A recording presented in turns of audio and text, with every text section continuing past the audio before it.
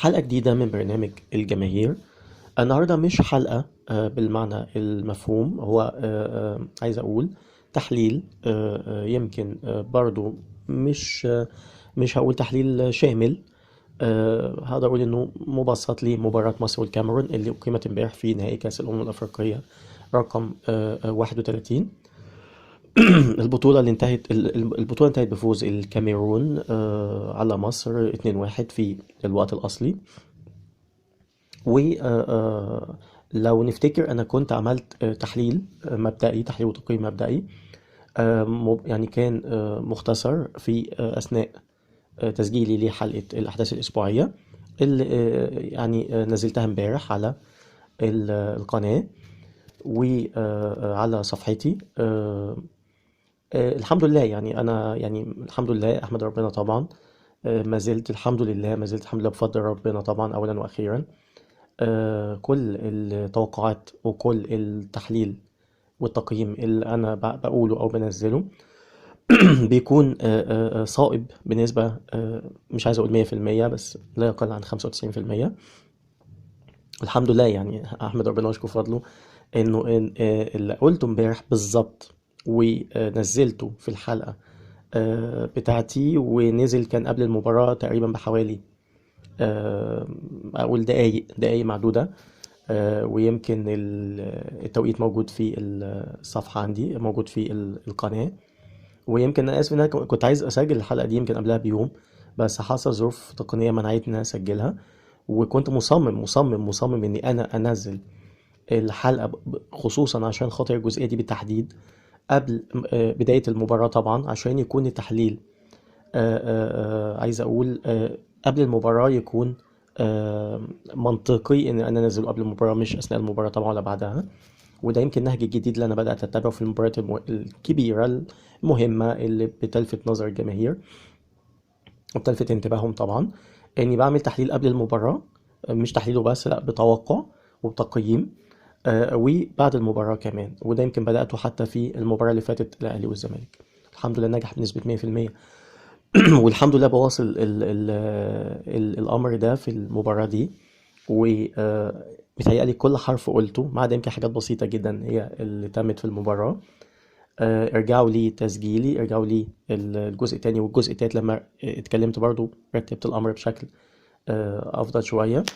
والجزء التالت على فكرة كان يعتبر نفس الكلام هو عشان برضو دي بلفت نظر المتابعين إن شاء الله ليها، ان حد يقول لي طب الجزء التالت نزل تقريبا كان بعد المباراة. ده كان بسبب طبعا اسف ان انا كنت بتابع المباراة وطبيعي ان انا ما كنتش قادر ان انا انزل الحلقة اثناء متابعتي للمباراة طبعا، لان ده يعني بيبقى صعب جدا عشان الانترنت.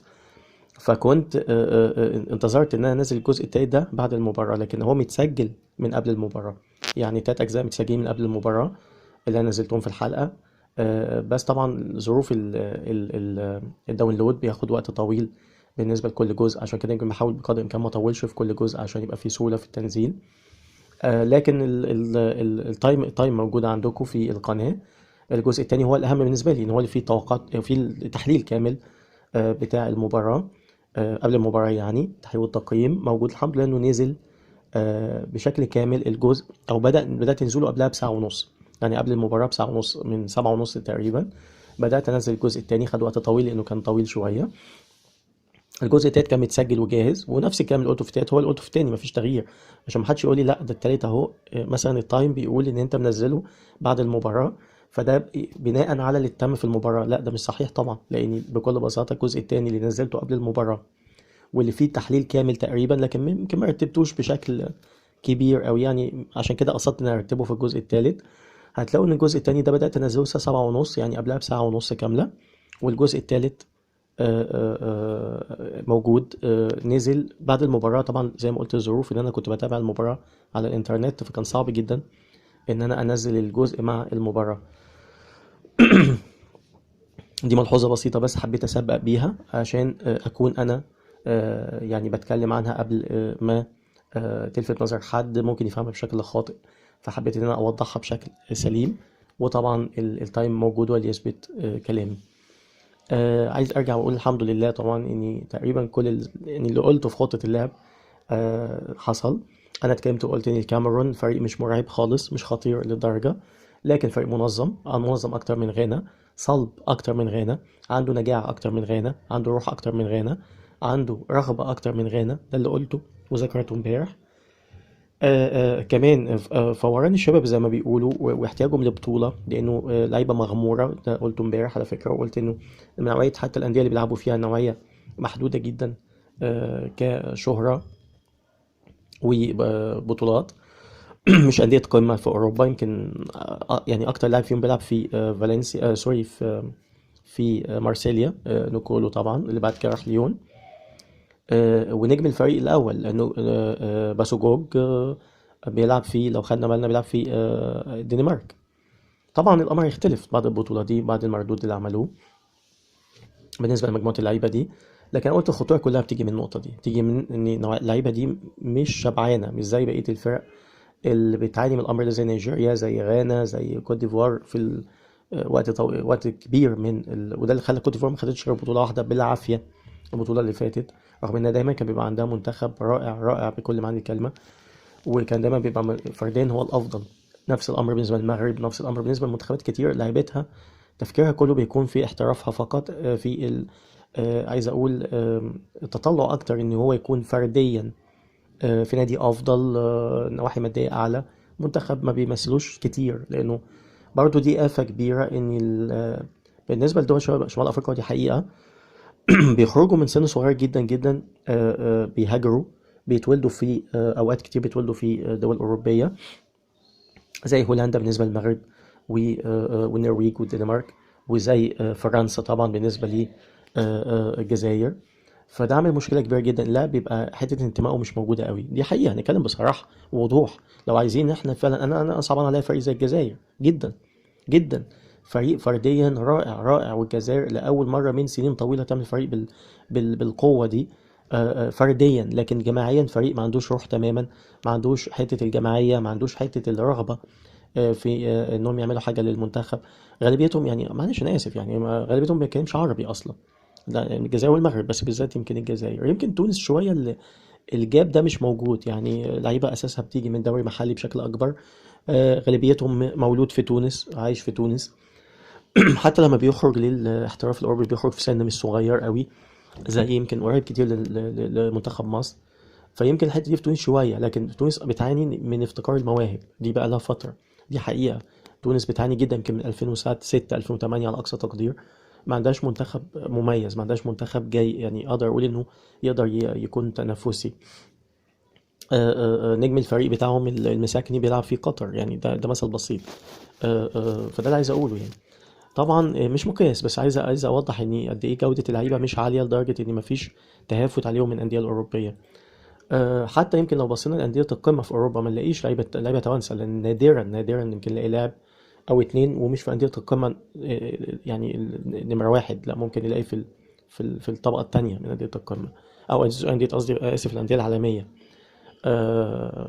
يعني مثلا الطبقة الأولى مثلا نقول تشيلسي، مانشستر، أرسنال، ممكن ليفربول، ممكن نقول ريال مدريد، برشلونة، ممكن نقول أتلتيكو، ممكن نقول، عشان بس أبقى واضح، يعني يبقى كلامي مفهوم لبعض الناس ما تتلخبطش. فئة تانية، أندية فئة تانية، أو من أندية القمة زي فالنسيا مثلا، زي إشبيليا في أسبانيا، زي فياريال، ممكن أقول أوكي أندية تنافسية، لكن مش أندية البطولات بمعنى الكلمة. ممكن أقول مارسيليا دلوقتي، ممكن أقول ليون في فرنسا، ممكن نيس دلوقتي، ممكن في إنجلترا أقول توتنهام، ممكن أقول إيفرتون، ليستر طبعا الموسم اللي فات، والموسم ده لما بدأ يبقى ليه بطولة، وهكذا. يعني ألمانيا طبعا تشالكا، باير ليفركوزن. لكن لو أندية قمة أقول أندية فئة أولى، أقول بايرن ميونخ، أقول بورسيا دورتموند كده، وهكذا يعني. فدي ما بنلاقيهوش في منتخب زي تونس. فارجع اقول انه توقعت امبارح، قلت انه لازم منتخب مصر يبدا مع الكاميرون، يبدا بهجوم ضاغط الشوط الاول، يستغل انه منتخب مصر افضل في خط الوسط بتاعه، بلاش لعب بجبن، وده اللي حصل في المباريات اللي فاتت، ان منتخب مصر كان بيلعب بخطه انا شايفها لا تتناسب تماما مع طبيعه اللعب المصري، اللي هو الدفاع، خطه اتلتيكو مدريد او خطه زي ما قلت البرتغال كأس الأمم الأوروبية الأخيرة، واليونان في كأس الأمم الأوروبية 2004. لا تتناسب تماما الخطة دي، ما تنفعش مع نوعية لعيبة بطبعها تحب المهارة، تحب تتحرك، تحب ما تملش للدفاع، الضغط ودفاع المنطقة زي ما بيحصل.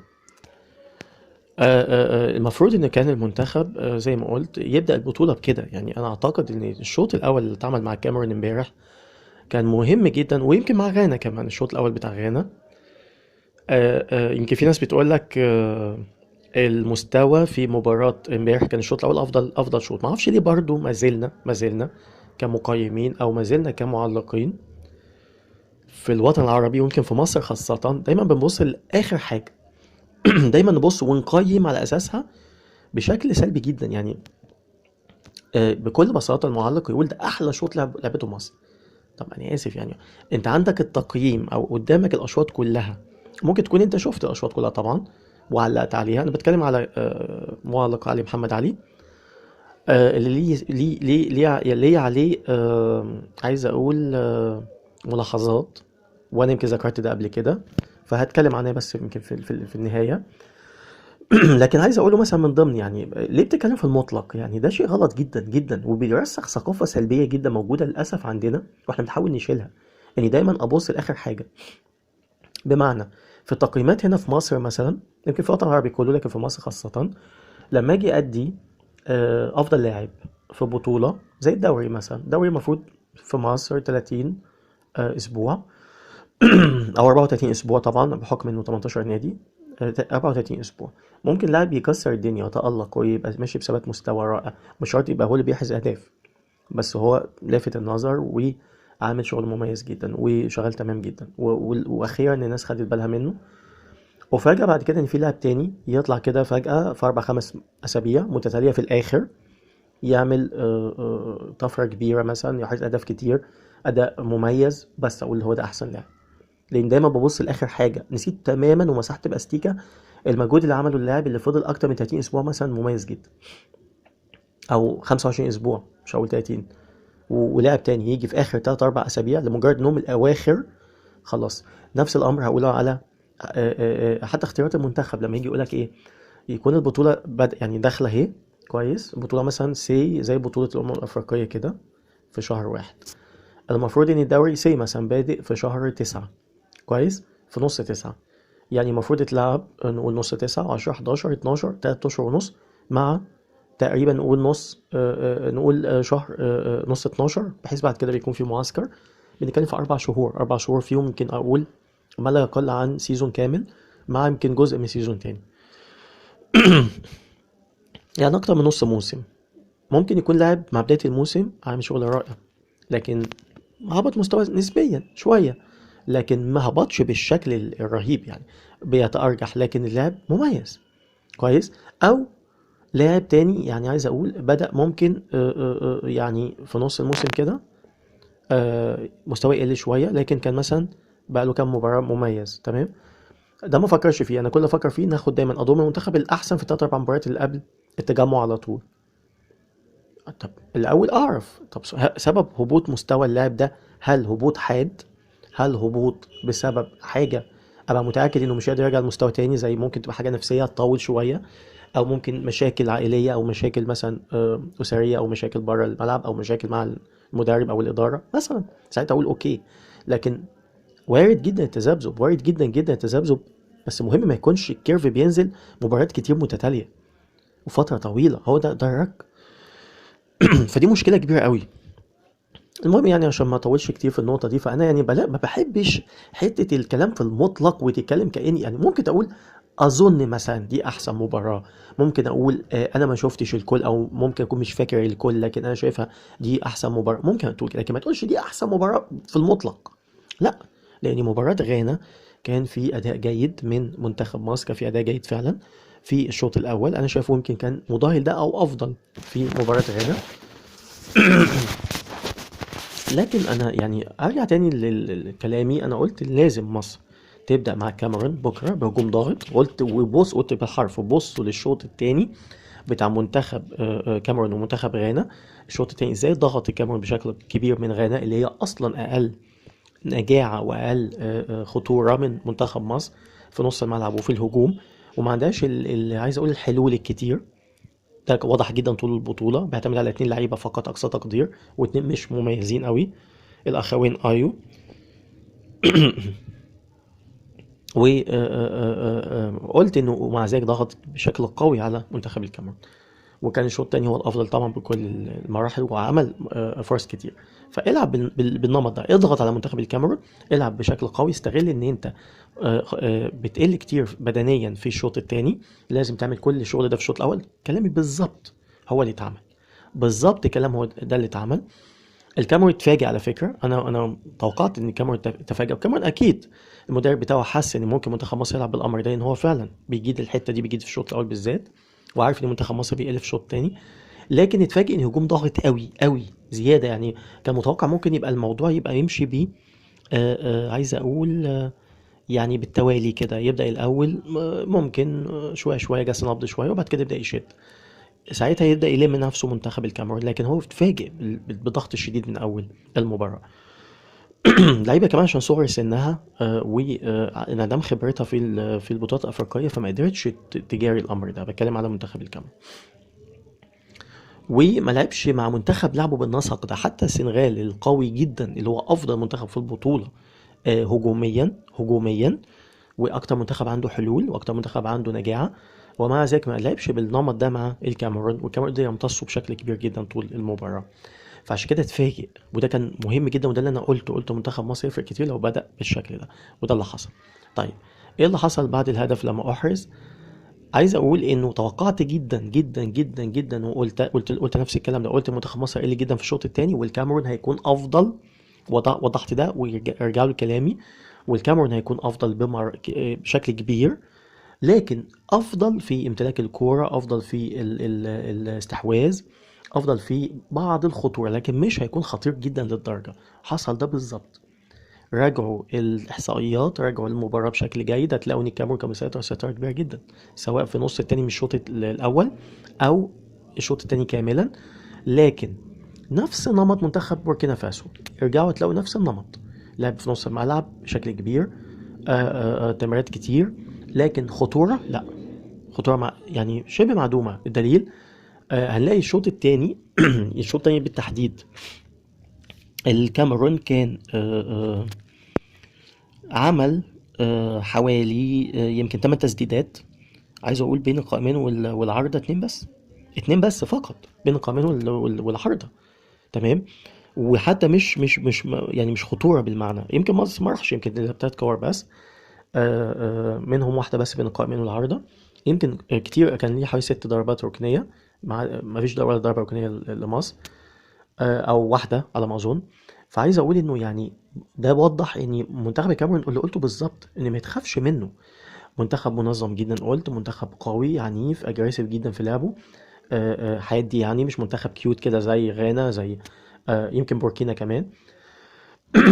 وقلت اني اللي بيعتمد على 3 لاعبين، هو بالظبط اللي حصل، باسوجوك وجاك زوا، واللاعب اللي هو موكانجو، اللي هو يعتبر القلب النابض للفريق، والرئة اللي بيعتمد عليها الفريق بجد، لكن مش مهاري قوي للدرجة، هو لاعب رئة، لاعب تقدر تلاقيه زي بيشبه لي فيدال، لاعب بايرن ميونخ، بيشبه لي بيه ممكن اقول الى حد ما، يعني ممكن يدي لي انيستا، بس طبعا مع اختلاف المهارة، اللي هو مش اللاعب المبدع قوي قوي قوي، لكن قلب نابض في الملعب. تمام.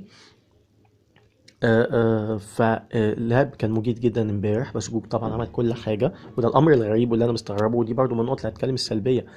امبارح لما اتكلمت قلت انا بايد رئيس الزمالك مرتضى منصور لما اتكلم عن كوبر، بس قلت الاهداف مختلفه. انا بتكلم فير جدا، بتكلم بشكل واقعي، بتكلم ب عايز اقول بمنطق وادله، لكن هو يمكن بيتكلم لاسباب تانية. تمام. آه، آه، فاتأكد كلامي ده امبارح، ان مدرب ما عندوش حلول تماما، مدرب ما عندوش غير خطة واحدة فقط بيلعب بيها، مش قادر انه يغير فيها اثناء المباراة الواحدة. ما قدرش يستغل ابدا ان المنتخب الكاميرون مش منتخب خطير، مش منتخب عنده حلول هجومية كتير، هو بس فقط 2 لعيبة، والتالت الى حد ما، يعني بتكلم حتى فينسنت ابو بكر او ابو بكر لما نزل امبارح، انا ما ذكرتوش من ضمن اللعيبه الخطر، وباكد كلامي، هو مش اللاعب الخطير، ودليل ان طول البطوله ما عملش حاجه تذكر. تمام، لكن هو لاعب عنده خبرات فقط، لكن هو اصلا لاعب متراجع في حته المهاره. لكن لو هنلاقي الكاميرون كله بيبني على 2 لعيبه او بيتبني من 2 لعيبه او بمعنى اصح 3، لكن اللي بيمثلوا الخطوره هم 2 لعيبه فقط: جاك زوا و باسوكوك، وتحتهم اللاعب زي ما قلت موكانجو اللي هو قلب نابض فقط يعني، لكن مش اللاعب الخطير للدرجه، وجات له فرصه لو في الشوط الثاني ما عملش بيها حاجه. تمام، وده واضح جدا ان هو عنده تاثر كتير في الناحيه المهريه. آم، بس فيعني غريب ان واحد زي كوبر ما ياخدش باله من الامر ده. انت خط وسطك اقوى اعلى، خط وسطك مهاري اكتر. استغربت كمان وجود عمرو ورده، ولو اني توقعته والله. يمكن انا قلت امبارح تشكيل امثل، لكن ما قلتش اني يعني توقعت فعلا ان عمرو ورده يبدا، لان هو بيميل كوبر ل عدم البدء برمضان صبحي، لكن رمضان صبحي كان وجوده في اول المباراه كان هيفرق كتير. يمكن هو الى حد كبير بيميل الانانيه، بيميل لحته المظهريه في لعبه، دي مشكلته، لازم يعدل من لعبه طبعا.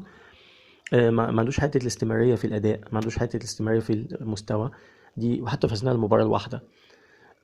ف واتوقع ان رمضان صبحي مش هيكمل كتير في انجلترا، ده توقعي. يمكن نهايه الموسم مش هيكمل، هيتنقل لدوري تاني يبقى اقل تنافسيه وقوه. ده توقع يعني مني، وهنشوف. لكن انا بتكلم في نطاق البطوله دي ان هو كان مهم مفيد، عشان ما حدش يقول لي انت منين بتقول كده ومنين بتقول انه مهم. انا بتكلم في نطاق بطوله الافريقيه، في نطاق مستوى اللاعبين دول، سواء الكاميرون او مصر او اي دوله تانية في البطوله. فقادرين ان المنتخب، انا قلت امبارح، قلت ان ده افضل خط وسط ان ما كانش يعني من افضل، اسف، ان ما كانش الافضل منتخب خط وسط مصر في البطوله دي. وركزت على الكلمه دي، قلت في البطوله دي، ما قلتش في افريقيا، او ما قلتش في على مستوى الفرق دي برضو حتى، بس في تصفيات كاس العالم مثلا تفرق. لان احنا اتفقنا ان البطوله دي بيعتبروها لعيبه رقم 2 مش رقم 1، بيعتبروها بعد رقم 3 كمان مش 2، بيعتبروها رقم 1 تصفيات كاس العالم، رقم 2 النادي بتاعهم، رقم 3 البطولة الأمم الأفريقية. ده كلام واقعي ما فيهوش جدل. ويمكن أتكلم عن النقطة دي مهمة جدا، لأن برضو كان في أداء يعني ممجوج جدا، أداء عجيب من بعض وسائل الإعلامية امبارح. هتكلم برضو بشكل مختصر. المهم أكمل بس نقطة تقييم المباراة. فتقريبا انا مش هقيم تاني، لان كل اللي قلته الحمد لله رجعوا لي كلامي قبل المباراه، هو بالظبط اللي حصل. تراجع بدني رهيب في الشوط الثاني لمصر، امتلاك للمباراه بشكل شبه كامل من الكاميرون، عدم وجود نجاعه هجوميه او عدم وجود خطوره بالمعنى من الكاميرون خالص. حتى الهدف اللي دخل الاولاني كان كوره عرضيه طبعا. هتكلم في نقطة على ان عصام الحضري ياخد افضل حارس. انا ضد تماما حتة المرضية، وللاسف ده موجود في بطولات كتير، اني اراضي الفريق مثلا اللي وصل النهائي عشان خاطر ما فاديله مش عارف كاس روح رياضيه، اديله كاس احسن حارس. الكلام ده مش صحيح. احسن حارس بكل المعاني هو حارس الكاميرون، خلينا واضحين وبنتكلم فير جدا. حارس الكاميرون افضل، حارس الكاميرون مر باختبارات اكتر، ماليش علاقه ان ده احرز فيه اقل ولا ده احرز فيه اكتر. انا بتكلم في اداء اللاعب نفسه، ثبات مستواه، استطاع ينقذ مرماه من اهداف قد ايه. ده لعب قدام هجوم خرافي، هجوم السنغال، وكانت مباراة كبيرة جدا. لعب قدام هجوم غانا في الشوط الثاني بالذات، شال كتير جدا وبشكل ثابت تماما. وبعدين حارس يعني مش بتاع مباراة او مش طفرة، لا ده طول البطولة مستوى ثابت تقريبا، اداء ممتاز جدا. هو افضل حارس بكل المقاييس، ما فيهوش كلام. انا شايف الحارس ده اتظلم جدا، الحارس الكاميرون، وكان مجرد طردية لعصام الحضري. خصوصا المباراة دي كان متأثر مستواه. ودايما بنبص دايما للحارس او بنبص للاعب في المباريات الكبيرة، في المباريات النهائية، هو ده الأهم. فأنا شايف كان في فشل لعصام الحضري امبارح في المباراة دي، لا يستحق عليه أبدا إن هو ياخد أفضل لاعب في البطولة.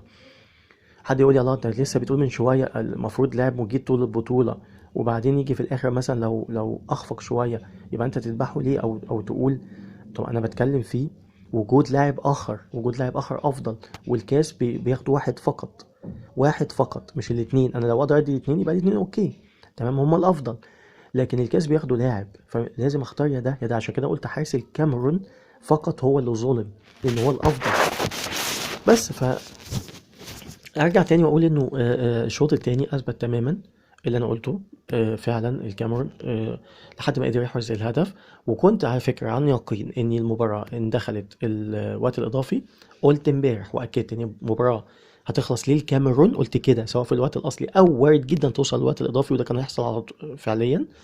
وقلت ان الكاميرون هيفوز بفارق بسيط جدا جدا، هيبقى فرق هدف واحد على اقصى تقدير. قلت مصر ممكن، قلت مصر ممكن كمان، لكن قلت المباراه هتميل اكتر للكاميرون بالذات في الشوط الثاني، وكاميرون هو اللي كعبها اكتر، وهي اللي هتبقى مسيطره اكتر في الشوط الثاني وفي الوقت الاضافي، وهي اللي هتنهي المباراه بشكل اكبر بكتير من مصر. الكلام ده قلته وارجعوا له. تمام، فالحمد لله يعني صدق كلامي. فتاني بقى ارجع لكوبر واقول انه كوبر عنده مشاكل، اختياراته كمان سيئه. كان عنده لعيبه ممكن تفرق معاه.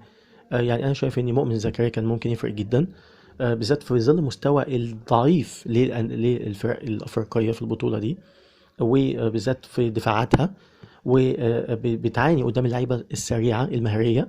مصطفى فتحي كان دوره مهم جدا، اعتقد كان يفرق كتير. احمد رفعت كمان. لو بتكلم على دول بالتحديد يعني، مش مش بشكل عايز اقول تحديدا فقط. بقول كمان في ابراهيم حسن في الاسماعيلي، يمكن مستواه متراجع شويه، لكن ممكن كان يبقى ليه دور. يعني في لعيبه ممكن اجيبها مهاريه كان يبقى ليها دور. احمد كابوريا طبعا في المصري، كان ممكن اجيب لعيبه تعمل اداء. وخصوصا ان انتوا شايفين كل الفرق تقريبا مجدده، فمفيش حد يجي يقول لي اصلي لازم اجيب الخبرات، لازم استعين باللعيبه اللي عارفه افريقيا ودايسه فيها. امال امتى انا هجدد الفريق؟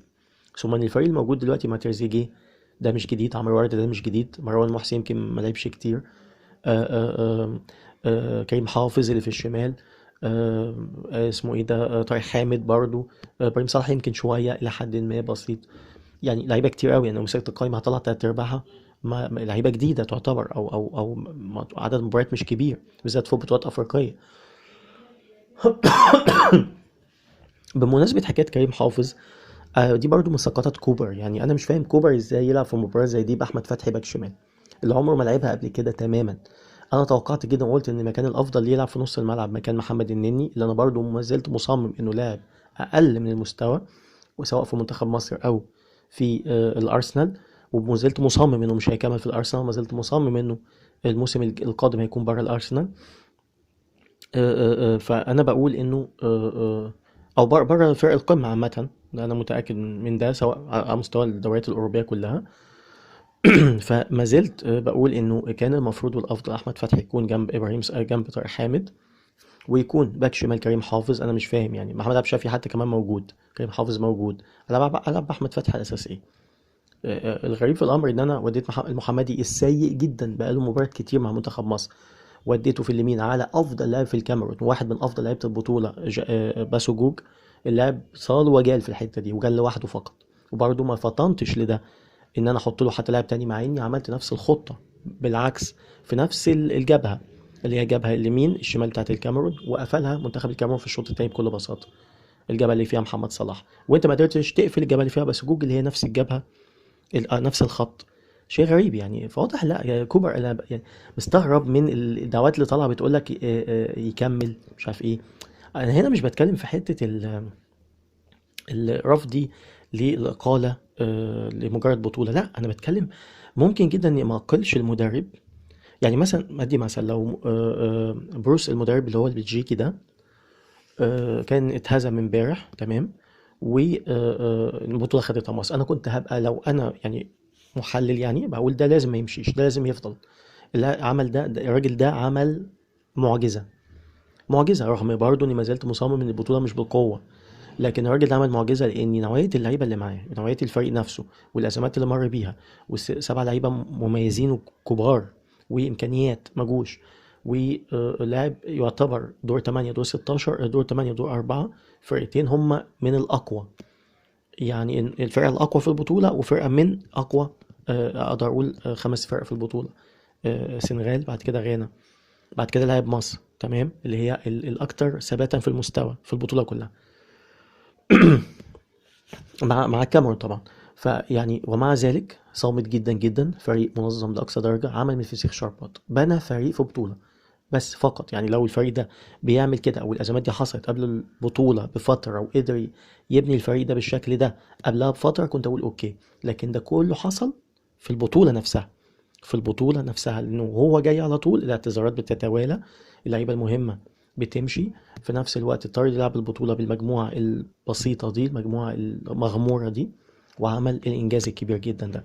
فأنا بحييه وأقول ده لازم يقعد، مفيهوش كلام. لكن مدرب تاني كان قدامك قماشة عريضة ما خدتش بمزاجك، وعندك لعيبة ممكن جدا تأدي بشكل مميز، خدت قماشة أنا شايفها مش الأفضل، اشتغلت بيها واستبعدت لعيبة نهائيا بدون سبب. يعني امبارح مثلا زي ما بقول، عندك كريم حافظ، عندك عبد الشافي مش عاجبينك، عندك حمادة طلبة اللي لعب معرفش كلام اتقال انه ما تأيدش. طب انت واخده ليه؟ ما تأيدش في قائمة البطولة. طب انت واخده يعمل ايه؟ راس الحربة مروان محسن فقط. ازاي؟ حسام باولو فين؟ هداف دوري سنتين. فين احمد جمعة في المصري؟ فين الشام لاعب انبي عمرو مرعي؟ هم الافضل، هم الافضل في الدوري دلوقتي، هم الافضل بكل معنى الكلمة. سايبهم ليه؟ انا مستغرب يعني. واخد لاعب واحد فقط اللي هو يعتبر اقل واحد في المجموعة اللي قلتها دي كلها كثبات مستوى وكأداء، وحتى نوعية لعب. يعني نوعية اللعب في أفريقيا محتاج لاعب زي عمرو مرعي، لاعب اجريسيف جدا، لاعب قوي، لاعب بمحطة ممتازة. لا، كان فرق كتير جدا. حسام باولو برضو مميز جدا في ضربات الرأس، كان فرق معاك دفاعيا وهجوميا. يعني مثل بسيط. لا لا، في علامات استفهام كتير. أحمد جمعة نفس الكلام، السويسي ده أفضل من مروان محسن، خلينا نكون واضحين. فاختيارات سيئة ده بتأكد ان مش كوبر اللي كان بيختار، بتأكد ان الموضوع فيه برضو مازال فيه الآفة البشعة بتاعت أهلي والزمالك. متلازمة الأهلي والزمالك مرض حقيقي اسمه متلازمة الأهلي والزمالك، طاغية على الكرة المصرية ككل، وحتى على المنتخب، حتى على المديرين الفنيين الأجانب اللي بيجوا، المفروض إن هم بيكونوا فير جدا. يعني مرض خلاص تأصل وتوطن وبقى مرض مزمن، ملوش علاج. انا مع ان العلاج سهل جدا، لكن هم مش عايزين يعالجوه. ده من الاخر، هم مش عايزين يعالجوه. قلت حلول كتير قبل كده، واضح تماما ان هم مش عايزين يعالجوه، وحابين المسؤولين حابين يفضل كده. طيب زي ما قلت فيعني ما- كوبر انا بقول انه ما يكملش. كوبر محظوظ فقط في النتائج اللي عملها الفتره اللي فاتت، محظوظ كمان في يعني مصر في تصفيات افريقيه، تصفيات كاس عالم، بطوله افريقيه في دوري المجموعات، الدور الاول. كل ده محظوظ لاقصى درجه، بيتحط في معاه فرق يعني مستواها محدود. يعني حتى غانا اللي كانت مخوفة ورعبة الدنيا كلها، قلت اني من فترة قلت غانا متراجعة جدا، والجيل الحالي مش جيد. فبالعكس، ده من حظ مصر إن تقريبا غالبية الفرق الكبرى، الفرق التنافسية القوية كلها بتجدد فرقها. كوت ديفوار، غانا، كاميرون، المغرب، كل الفرق الكبيرة دي بتجدد فرقها. يمكن مفيش إلا السنغال إلى حد ما الفريق بقى إلى حد ما يعني تجديد حصل بشكل يعني عايز أقول إيه تدريجي، فالفريق محافظ على نفسه قوي. أنا شايفه هو الأقوى دلوقتي فريق السنغال. حتى الفرق التانية اللي طالعة صاعدة زي بوركينا مثلا، والجابون والفرق دي، انا بقول ان هي بقى مش ثابتة المستوى وما عندهاش النجاعة الهجومية، وبيعتمدوا على نجوم فقط، نجم او اتنين في كل فريق. فتاني بكرر بقول ان البطولة، عشان برضو سمعت تصريح غريب، انا برضو هاجي للنقطة دي بسرعة، العك الاعلامي اللي كان حاصل، كلام غريب بسمعه. انا مستغرب. يعني حاجة من اتنين، يا اما المجموعة اللي اتجابت عشان تعلق على الهزيمة، أو تعلق على آه، احتلال مصر المركز التاني، يا إما هم كانوا لعيبة سابقين وكانوا في المنتخب، أو مدير فني سابق زي كابتن حسن شحاتة، أو مجموعة زي كده. يعني طبيعي إنه مش هيطلع أبدا إنه ينقد أو يقول اللي أنا بقوله دلوقتي، مستحيل. مستحيل، لانه طبعا هيحط توازنات، ويحط في دماغه ان انا الناس هتطلع بكره تقول الله ده بيقطع في المنتخب عشان خاطر هو نفسه في مكان، ولا لاعب سابق يقول لك اصلا انا نفسي اكون في المكان ده، مكان كوبر او مكان اي حد من الجهاز الفني. دي مصيبه. فهنبدا دايما في حته الحساسيات، الواحد يفكر الف مره قبل ما يقول الكلمه اللي ممكن تبقى كلمه حق. او او النقطه التانيه اللي عايز اذكرها، هو فشل اللي عايز اقول ايه، الرؤيه اصلا. مفيش رؤيه اصلا موجوده عند اللي كان بيحلل او اللي كان بيتكلم، كله كلام. انا بقيت مستغرب يعني ايه اللي بتضيفه لي. انا سمعت يمكن 3 4 اماكن مختلفه بعد المباراه. انا بقيت مستغرب بجد، ايه اللي انت بتضيفه لي؟ هو انت جاي بتاخد فلوس دي او الملايين دي ليه؟ بتاخد جاي في الاستوديو ده بتعمل ايه؟ انا بقيت اسمع كلام يعني اي طفل صغير لو جبته هيقول احسن منه، والله العظيم زي ما بقول. فعلا اي طفل صغير لو جبته هيقول احسن من الكلام ده. كلام مكرر، كلام ما فيهوش جديد، ما فيهوش اي شيء يعني. انا مش عارف اقول ايه يعني. يمكن ما يتكلمش احسن، او اللي يتكلم ده ما يتكلمش احسن. انا يعني مش هقول اكتر من كده. اعتقد ناس كتير قوي قوي قوي قوي قوي من اللي بيتابعوا الاستوديوهات التحليليه واللي بيتابعوا المقيمين والمحللين، اعتقد حاسين باللي بقوله ده اكتر من بكتير من اللي انا بقوله. فمش هقول اكتر من كده يعني. بس يعني المره المليون بقول عيدوا نظر يا جماعه في الاستوديوهات التحليليه المصريه، عيدوا نظر في اختياركم للمحللين والمقيمين. مش عيدوا نظر، ده انتوا اعملوا نسف الكامل، نسف كامل للمنظومه دي. يعني بجد الموضوع بقى ممجوج جدا يعني. ف بس يعني ده اعتقد مفيش جديد. وكلمه اخيره للكابتن مدحت شلبي على الكلام الغريب اللي قاله، واللي يمكن انتقد عليه جدا من ناس كتير قوي. بتقول البطوله مش مهمه. يمكن قال جزء من اللي انا بقوله، ان البطوله ضعيفه مش بالقوه الكافيه. آم، يعني المفروض اني كان يعني عايز اقول ايه، آم، ما نحطهاش في بالنا قوي ونفرح بالشكل الصعب قوي اللي انا كنت بشوفه. ويمكن ده اللي خلاني صممت اتكلم قبل المباراه النهائيه بالذات. ومش هحلل المباراه النهائيه كمباراه، لا اتكلمت على البطوله ككل لو خدتوا بالكم. وقلت في اول مقدمتي لو رجعوا لها، قلت اني ما كان سبب رئيسي خلاني مش بحلل البطوله دي من بدايتها، اني مستحيل تقدر تحللها. انا متاكد ان انت لو جيت بعد سنه في بطوله تانية هتلاقي في اختلاف في الفرق، هتلاقي في شقلبه كده بتحصل. مش هتلاقي نفس الفريق اللي كان من سنه هو نفس مستواه. ما بيحصلش ده في البطولات الافريقيه ابدا، في البطولات الامم. لاني بتبص تلاقي لعيبه اعتذرت، ولعيبه جت، ولعيبه اتغيرت، ولعيبه اتحطت، ولعيبه اتشالت. جهاز فني مختلف، لخبطه، حوافز مختلفه، في مشاكل، قصص بجد في البطولات الافريقيه اللي هي للامم. بتخليني انا فعلا بحطها كمرتبه ثالثه يمكن او رابعه. انا قلتها وعن يقين، وما زلت مصمم ان بطوله اسيا دلوقتي اقوى. بطوله اسيا اقوى. وده ليه اسباب كتير، سواء احتفاظ ال الدول بلاعيبتها جوه البلد. عاملين دوريات قويه جدا زي الدوري، لو هنتكلم الدوري الياباني، الدوري الصيني، الدوري الكوري الجنوبي، الدوري في كمان الدول، حتى الهند. الدوري في الدول العربية، قطري، الإماراتي، الكويتي، السعودي طبعا، البحريني. لا لا لا هنلاقي، لا ما يعني مجموعة.